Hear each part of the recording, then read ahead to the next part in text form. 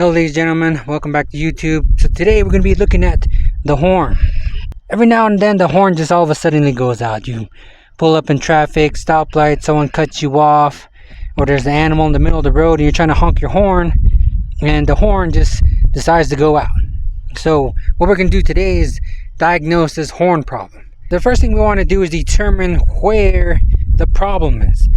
So right here, this is the power source. So we're trying to determine whether the problem is after the power source, which goes to the horn, or before the power source, which would be the switch that activates the horn.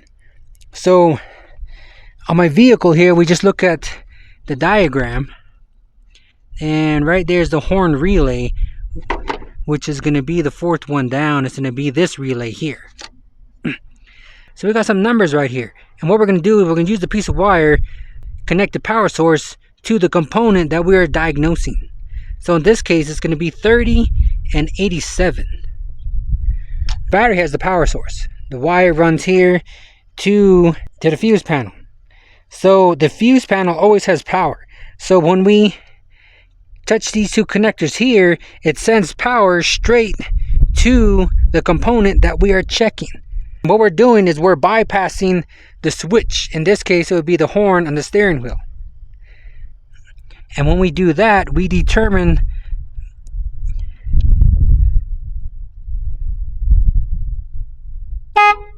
so right here we determine that power is getting to the component, which is the horn. So we know that the problem is not between the power source and the component. The problem is between the power source and the switch, because the switch activates the horn. We'll check. Horn is still not working. So before we mess with the horn, the first thing we're going to do is disconnect the power side of the battery. Before you mess with any electrical sources, connectors on the vehicle, you always want to disconnect the power side of the battery, especially the steering wheel, because there's a possibility that the airbag could deploy, and that can cause personal injury. So make sure you disconnect the battery before you mess with the horn, which holds the airbag. So getting off the switch, all we do is remove a bolt here. There's another bolt on the other side, and it slides right out. So like I said, don't yank it off. The airbag is still connected. You don't want to damage it. If you unhook this for whatever reason, just to get a better look, it could disable your airbag. So do not mess with the connection. So the wire, the way the vehicle works, I found this wiring diagram online, and it shows that the switch activates the horn through the ground side. So there's a wire that runs from the fuse box in the engine that we just looked at, and it runs over to the horn, and it just completes ground. So there's no power wire that runs over to the horn on the steering wheel. It's just a ground wire, and this ground wire is right here. I unplugged it. So the way it works is that this ground wire runs to the switch, and the switch completes ground when it bolts down to the side of this metal portion here. So when you push the button on the horn, it completes ground back to this metal portion, and that's what activates the horn. So in this case, you can see that it's pretty dirty. If I use my fingernail, I can actually scratch off some of this gunk that is on here.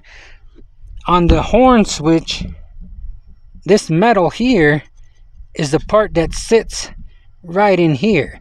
So if all this gunk is on here, it's kind of like the same concept as the battery post. In some cases, you try to start the vehicle and the vehicle won't start. You have to take a wire brush and clean off the post and the battery wire so that there's a good connection, because with all this stuff that's still on here, interferes with the electrical connection, and the vehicle does not get power. So you have to clean this off. Here with the horn, it is the same concept.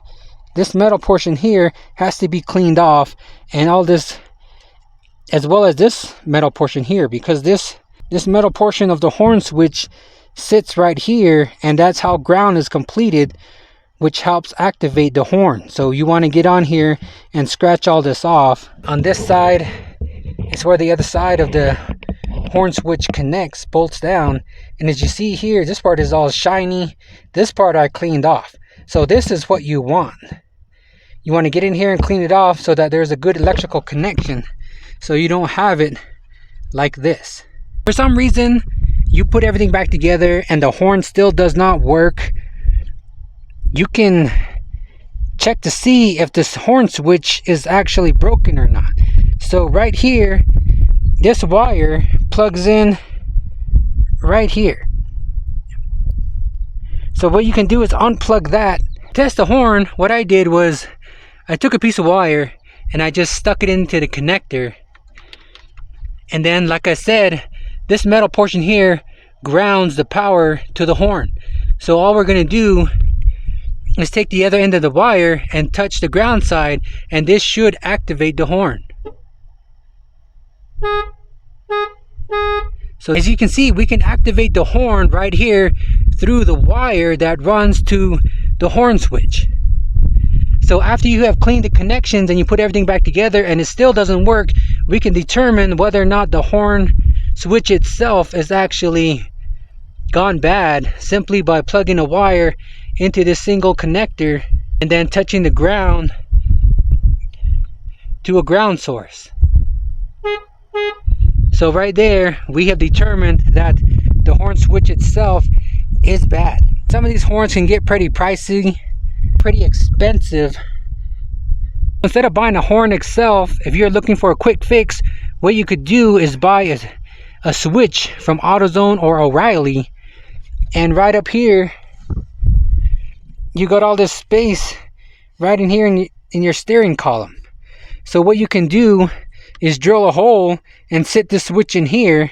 Just cut the wire and we hooked up the two ends to this switch. Now this switch always stays off. You have to manually flick it on and it automatically goes back to the off position. You don't want a toggle switch where you flick it on and the horn stays on constantly and it'll end up burning out. So make sure you get the right switch. And I know this might look a little funny, but like I said, it's a temporary fix, costs less. You can get these type of switches for about $10, and then you can simply activate the horn and where it'll go back off itself.